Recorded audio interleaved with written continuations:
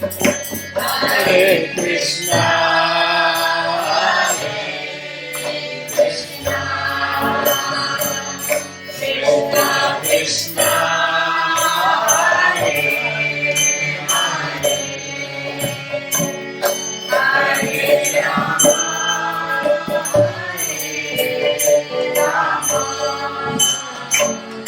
Rama Rama,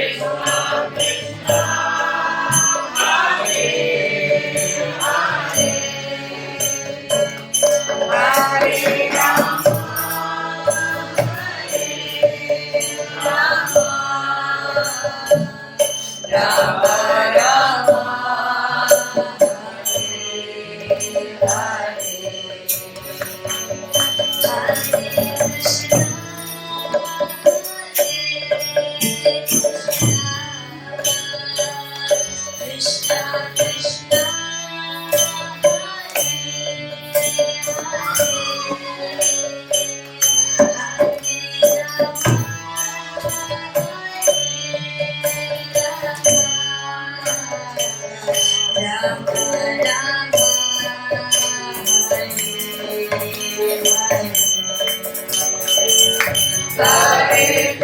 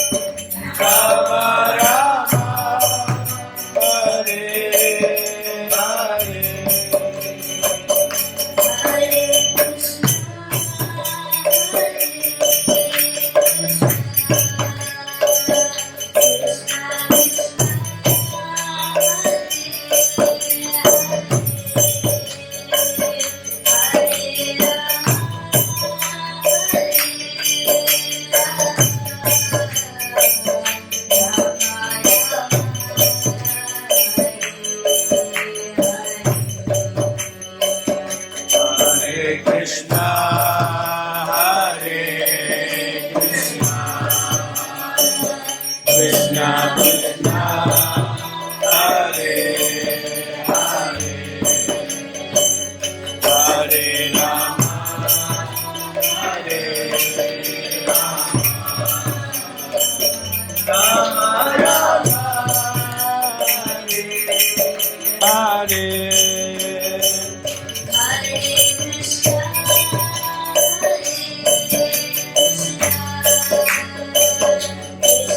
Krishna,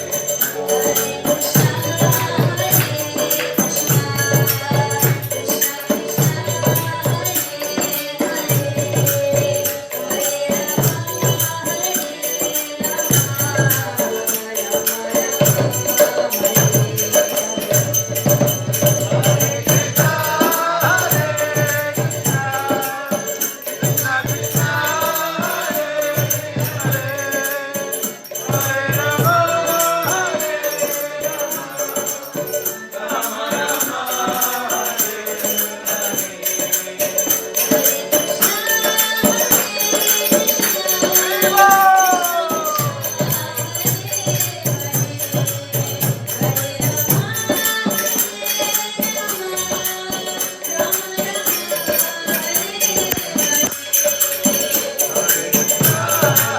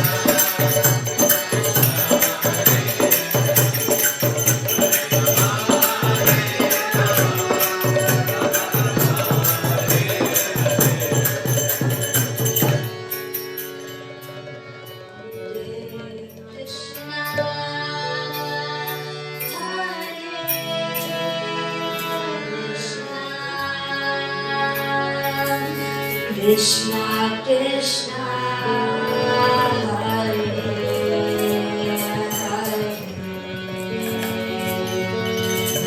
Hare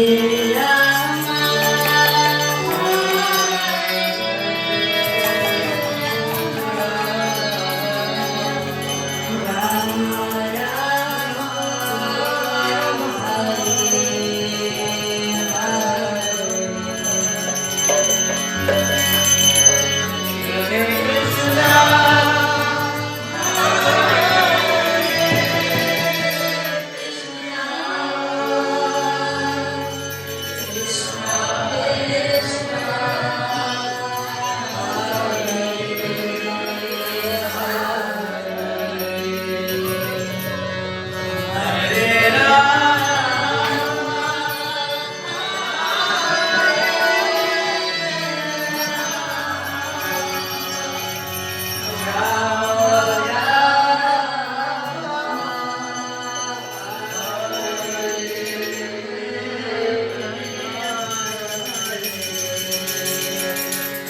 Shri Ram Kirtan Ki Shri Prabhupada Ki Nitai Gaur Premanande.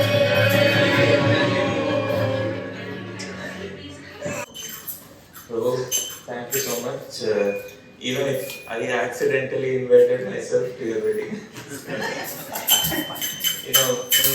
Krishna is in my heart also. So I am going to blame him for this. So it's his plan. um, since it's such a small group and it's all family, if I can be honest, this recording is not going anywhere. No, don't worry, Prabhu. So I can speak on behalf of all the Prabhus. Being married is stressful. For whom, Prabhu? That I will get to later. No, even for the Prabhus, it is stressful. Anyone disagrees with that statement that being married can be stressful? Do none of the Prabhus here sometimes think it would be better? Your wives are not here, they are in the kitchen. They can hear, Prabhu. You're on the mic, they can hear. Okay. So just raise your hand, I want to. Please go live. This can go viral. I know. But we were discussing today morning with my parents. I was discussing. There is the good stress and there is the bad stress. And it really depends. See, any form of stress, I'm a mechanical engineer, any form of stress is created when you resist something. Like when there is some strength in a rod and some force is applied, that strength resists the force and hence there is stress in the rod. So this stress that is created, it depends on what you are resisting. You can resist broadly classified one of two things. You can either resist Maya's plans, Maya's design, or you can resist Krishna's desire. If you are resisting Krishna's desire, it is bad stress. But if you are resisting Maya's plans, it is good stress. And I am pretty convinced, this is not Shastri, this particular statement. I am pretty convinced it's impossible to be without stress. So life is all about selecting the good stress. How to Samsiddhir Haritoshanam. In the words of the first canto, first chapter of the Bhagavatam, Sutta Goswami says Samsiddhir Haritoshanam, which means everything is perfect when Krishna is pleased. So in that way, if we are married to Devahuti, or we are married to Draupadi, or we are married to a devotee, then it is good stress. If we say it is no stress, we will probably like. Again, no Shastri can say probably, but it is good stress. And 41 years of marriage, I'm sure, it's like cyclic stressing. If you want to break the same rod that I talked about earlier, you apply stress in one direction and reverse, and one direction and reverse, one direction.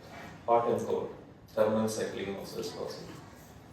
So 41 years or 12 years, how many ever years? My wife is laughing nervously. What is this guy going to say at the See, it's already clear it's stressful to be married to me. So there is stress, but I heard Guru Maharaj one time describe, and he was quoting Srila Prabhupada, I think, that it is like the kadai and the karandi, the spoon. So there is going to be some scratches and some sound, and that's a good thing, because if you are making the offering for Krishna, it's a good thing. If you are just doing it for yourself, it's not so much a good thing. The example of Mother Devahuti on and Kardama Muni on how to execute Grihastha Ashram is the outstanding embodiment from the Srimad Bhagavatam. Mother Devahuti was the daughter, as all of you know, of Swayambhuva Manu and Shatarupa.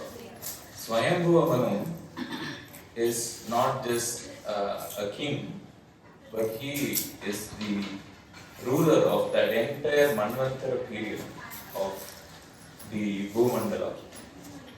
So, growing up, you can imagine growing up as the daughter of such an exalted and wealthy and accomplished person. Even today, the word mankind comes from Swayambhuva Manu. Not just any Manvantara, it comes specifically according to Jiva Goswami in the Satsandarbhas. The word mana or mankind comes from Swayambhuva Manu, which is such an accomplished person. See, when Dhruva Maharaj in the 4th canto of the Bhagavatam, Dhruva who perfected his life, that Dhruva who perfected his life in 6 months as a 5-year-old, when he went astray because Uttama, his step brother, was murdered wrongly by a Yaksha, and he started massacring Yakshas. Swayambhuva Manu had to come and speak to Dhruva, and immediately Dhruva corrected himself. So that's Swayambhuva Manu's daughter, who grew up in the most wealthy of circumstances, was because she heard from Narada Muni about this extremely spiritually elevated but materially impoverished personality, Kardama. She married him. She requested her father. They went and saw him in the forest. And that meeting is described, first of all, the Bhagavatam, but expanded upon in the Sat Sandarbhas. In Tattva Sandarbha, Jiva Goswami expands on the meeting between Kardama Muni and Mother Devahuti, her parents Satarupa and Swayambhuva Manu. Very beautiful meeting. And they get married. Even before, we have to understand the qualifications of a husband also. Even before they got married, in those chapters of the 3rd canto of the Bhagavatam, the qualification of Kardama Muni is described. Kardama Muni was so elevated, and his meditation on the Supreme Personality of Godhead was so perfect, and his Brahmanical execution of Yajna was so perfect that Vishnu himself came. And it is said that when Vishnu came, the Bindu Sarovar, they didn't have any water. But seeing the devotion of Kardama, Vishnu cried. He cried so much, there was a big lake after he left. Bindu Sarovar, that is Bindu Sarovar is Vishnu's tears. Seeing, specifically it is mentioned the qualities of Kardama. Such is the qualities that the Prabhus should have in order to be husband to a devotee. So this Devahuti, who was raised in such opulent circumstances, she went and married this impoverished Brahmana and accomplished Vaishnava, and for several years they lived in the forest, and she just followed her husband. So Srila Prabhupada writes in his Bhakti Vedanta purports that even today a Vaishnava, a Tridandi Vaishnava, like one of our Maharajas, they are given instruction to follow in the footsteps of Mother Devahuti in their service to the Supreme Personality of Godhead, like Mother Devahuti served her husband Ardhuma. So, such was her service, and she had no resources. There was no palace, there were no servants. It is said she had hundreds of thousands of servants. Some of us might have one. Hundreds of thousands of servants, just imagine, you don't have to do anything. I think they'll lift you from bed, they'll pour the morning drink in your mouth, and they'll move your head. I can only imagine. So, that Mother Devahuti, she did everything for her husband, and it is mentioned in the Bhagavatam specifically. Slowly, she had this lustrous look, golden complexion. She was very, very beautiful.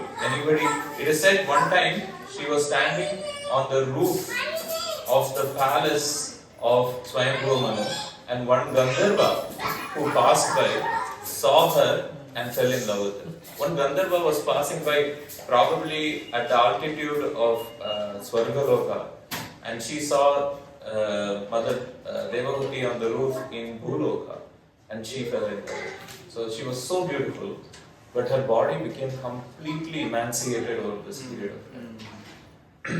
And Kardama, as sometimes husbands do, was very involved with his sadhana and very involved with his occupational duty as a Brahmana, and was performing yajna and so on. He had actually made a promise before they got married, and the promise was, I will have children with her, but once a child is born, I will leave the house and I will go to a secluded place to perfect my life. That was, in spite of that, Mother Devahuti married him. I didn't make any such promises. It's much easier to marry me in spite of the torture I sometimes give my wife. So he forgot about that. It is not said he forgot, but he kind of neglected that promise. He didn't give her a child for a long period of time, and she had been in service. And one day she just cried, as sometimes Mataris do. She just cried, and Kadama's heart melted. And even without her saying anything, he understood, but he heard her out. She said, you promised me a child, and we have not taken any steps. And this is where Kardama's power comes into full view for us. He is not an ordinary Prabhu, right? He, with his mystic siddhis, created, first of all, a big lake in which Mother Devahuti could go in and purify herself and get ready for the Garbhodana Samskara. But he also created, it is described in detail in the Bhagavatam and other Vedic literatures, this aerial palace. So Prabhus, this is not even a palace that was on the ground on earth. It was flying in the air. And people go for honeymoon. Sometimes the wives are happy when we book some nice ticket to go to Hawaii or whatever is the place we like to go. He took her on a world tour in an aerial palace with thousands of servants, which had it is described in this palace, all the walls were made from diamonds and gold and all kinds of precious metals. So such was the power of the Prabhu, Kardama. And Mother Devahuti entered the water, and because of the mystic power of Kardama, she was completely replenished. She regained her former glorious, glowing appearance, and they had children. And they had girls. Sometimes, the gender, this is Shastri, the gender comes from the Prabhu. So the X chromosome or the Y chromosome is created by the Prabhu. So initially Kardama only created X chromosomes, it was all girls. And he was ready to leave the house. And again he saw Mother Devahuti in tears, and he asked what's going on, and she said, you have not given me a son. Who will protect me in my old age if you don't give me a son? And it is said Krishna appeared in his heart as Kapila. Kapila and then transferred to the womb of Devahuti, and he was born in the house of Kardama. And then after Kapila appeared, per his promise, Kardama left the house. So this is what Vigna Vinasha Narasimha Swami was describing when he came to our house. There is a concept of retirement from family life. But he was talking more about Vanaprastha, but there is also a further concept of sannyas for the Prabhus. So he left, and Kapila Muni started speaking transcendental knowledge to Mother Devavati. So there are two kinds of stress, right? But how do we know which is the plan of Krishna? So I will end with this. I tend to be very talkative. If you don't stop me, I'll talk for hours and people will pass out. My employees constantly complain about this, by the way, and my family. So how do you find out which is the plan of Krishna? Anybody? How do you find out which one is the plan of Krishna? Does it have to do anything with the Guru? Do we not need the Guru to instruct us what is the plan of Krishna? So there are two kinds of Gurus, as all of you know. You all been Chaitya Guru inside and the Diksha Guru outside. So the qualities, I'll end with this verse. I really like this verse. When we got initiated, Guru Maharaj described this verse, and he also said, almost in all the initiation lectures that Srila Prabhupada gave, Srila Prabhupada described this verse. It is from the 11th canto of the Bhagavatam. It is Maharaj Nimi speaking to one of the Nava Yogendras, 9 questions and 9 answers. And this is Kavi, the eldest of the Nava Yogendras. And Kavi describes to Maharaj Nimi, Tasmat Guru Prapadyeta Jignyasa Shreya Uttama Shabde Pare Ganishnata Brahmani Upashram Ashraya. See, funnily enough, encompassed in the definition of a guru is the definition of a disciple. If we don't define a disciple, how do we define a guru? There is only a guru when there is a disciple, right? So the first 2 lines of the definition of the guru by Kavi is Tasma Guru Prapadyeta. One who is surrendered unto the Guru. Prapadyeta, just as Tadvidhi Pranipathena Pariprashnena Shreya Upadeshyanti Kenya Jnanina Tattva Darshana. Just like that. Yeah. That is a very interesting verse. See, Krishna is standing not in his heart, right in front of him, and he is telling Arjuna, go and find a Guru. Why will he go tell Arjuna, go and find a Guru? He is standing right there, he is speaking the Bhagavad Gita. Such is the importance of finding a Guru, because without a Guru we cannot know Krishna's plan. Without a Guru we cannot know Krishna's plan. So, but in order to have a Guru, we have to be surrendered unto him.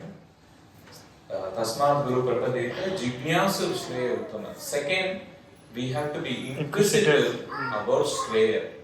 So, Srila Prabhupada describes this in so many of his lectures. There is Shreya and there is prayer. Prayer is immediate benefit. You study well for your exam, you'll get some grade, you'll pass. They will tell you all kinds of promises for that. Don't fully believe them.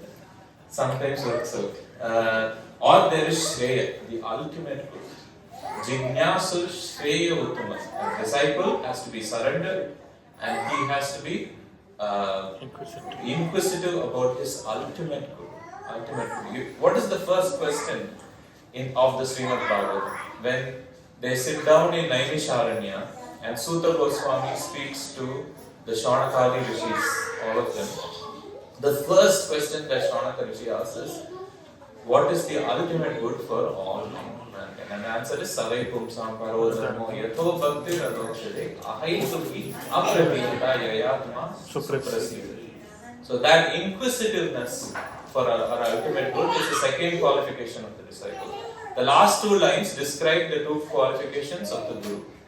Shabde Parena Nishna.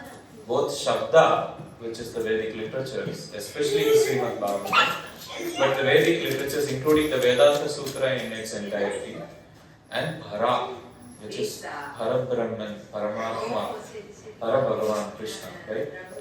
Both the Vedic literatures and Krishna, Nishnakam, the Guru has to know without doubt, as if it is the back of his own hand. Brahmani Upashramashraya. See, this goes back to the 18th chapter of the Bhagavad Gita. Brahmabhuta Prashantatma Nasochati Nakanshati Sama Sarveshu Bhuteshu Madbhaktim Labate Param. Krishna says to Arjuna, and Srila Prabhupada writes in the purport, self-realization and bhakti begins when one is situated in Brahman. So we think Brahman is something that is out there, but the spiritual master has to be situated in Brahman to be a spiritual master.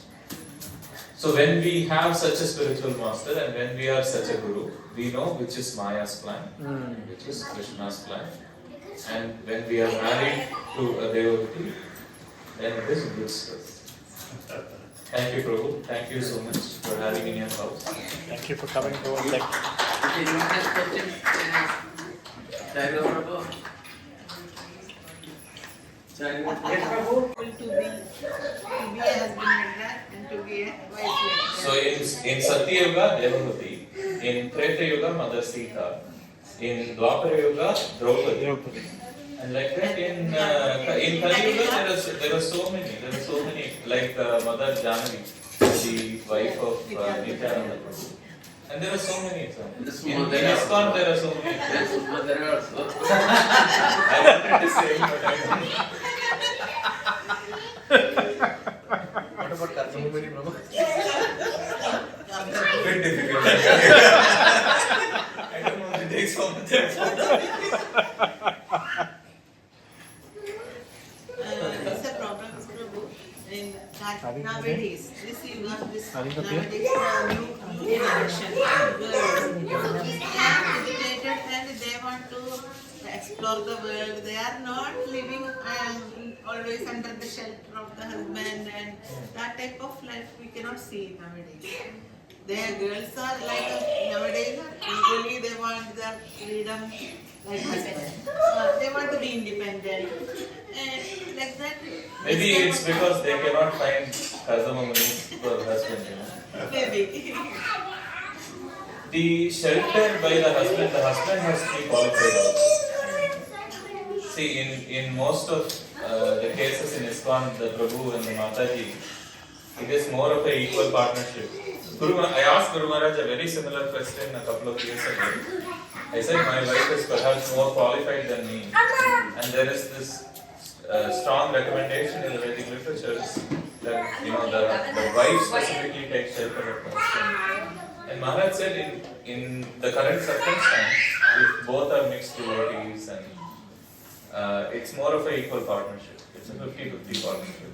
And the essence is to serve Krishna. You know this much better than me, Mataji. Why are you asking me? No, first get the crowd, Prabhu. So do you also know it better than me?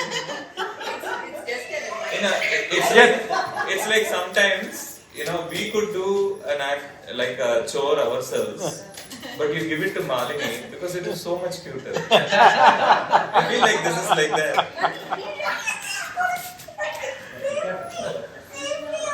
Is that fine, Prabhu? Krishna to you, Hare Krishna to you, Hare Krishna, Hare Krishna, Hare Krishna to you,